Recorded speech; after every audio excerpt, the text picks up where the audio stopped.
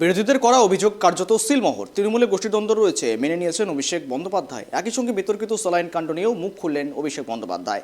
কারো গাফিলতি থাকলে কড়া ব্যবস্থা নেওয়ারও বার্তা দিয়েছেন তিনি। দেখুন। ডায়মন্ড হারবার লোকসভা কেন্দ্রে চলছে স্বাস্থ্য পরিষেবার কর্মযজ্ঞ।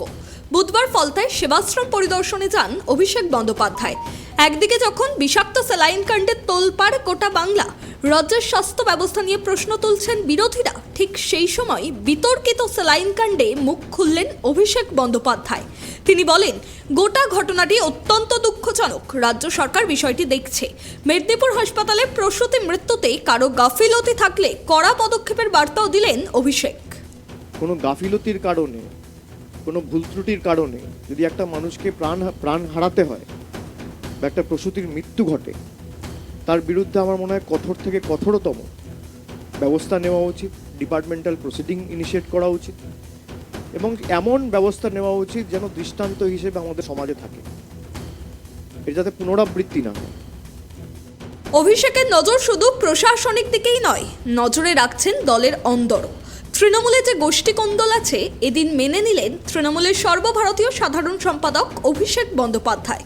যদিও দলের এই ফাটল মেরামতে তৃণমূল সক্রিয় বলে জানান অভিষেক। মুখ খুললেন মালদা কাণ্ড নিয়েও। দুলাল খুনের প্রসঙ্গ টেনে অভিষেক বলেন, মালদায়ের ঘটনায় গ্রেফতার হয়েছেন তৃণমূলেরই এক নেতা। কোনো অপরাধের সঙ্গে যদি কেউ যুক্ত থাকেন, পুলিশ প্রশাসন তার বিরুদ্ধে ব্যবস্থা নেবে। কাউকেই রেয়াত করা হবে না বলেও হুঁশিয়ারি দিলেন তৃণমূলের সর্বভারতীয় সাধারণ সম্পাদক। পুলিশ নিয়ে তো মমতা বন্দ্যোপাধ্যায় রাজ্যের মুখ্যমন্ত্রী যা বলার, যেদিনকে এই ঘটনাটা ঘটেছে তিনি নিজে বলেছেন। পুলিশকে নির্দেশ তিনি দিয়েছেন, যেই যুক্ত থাকুক তার বিরুদ্ধে কঠোর ব্যবস্থা নেওয়া হবে। গোষ্ঠীদ্বন্দ্ব নিয়ে যে প্রশ্ন আপনারা তুলছেন, একটা রাজনৈতিক দল যখন বড় হয় তখন এই জিনিসগুলো স্বাভাবিক। গোষ্ঠীদ্বন্দ্ব কি বিজেপিতে নেই? গোষ্ঠীদ্বন্দ্ব কি সিপিএম যখন ক্ষমতায় ছিল তখন ছিল না? সেখানে একটা রাজনৈতিক দল যার লক্ষের উপর পদাধিকারী, 50,000-এর উপর নির্বাচিত প্রতিনিধি, পঞ্চায়েত স্তর যদি আপনি দেখেন, বুথ সভাপতি যদি আপনি ধরেন, পঞ্চায়েত সমিতির সভাপতি যদি আপনি ধরেন, অঞ্চল সভাপতি যদি ধরেন, ওয়ার্ড সভাপতি যদি ধরেন, তাহলে লক্ষের উপর দলীয় পদাধিকারী।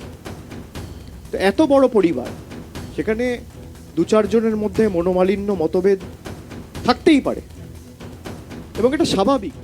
দলকে কেউ দুর্বল করতে চাইলে রেয়াত নয়, সাফ জানিয়ে দিলেন তৃণমূলের সর্বভারতীয় সাধারণ সম্পাদক। দলের ঊর্ধ্বে কেউ নন।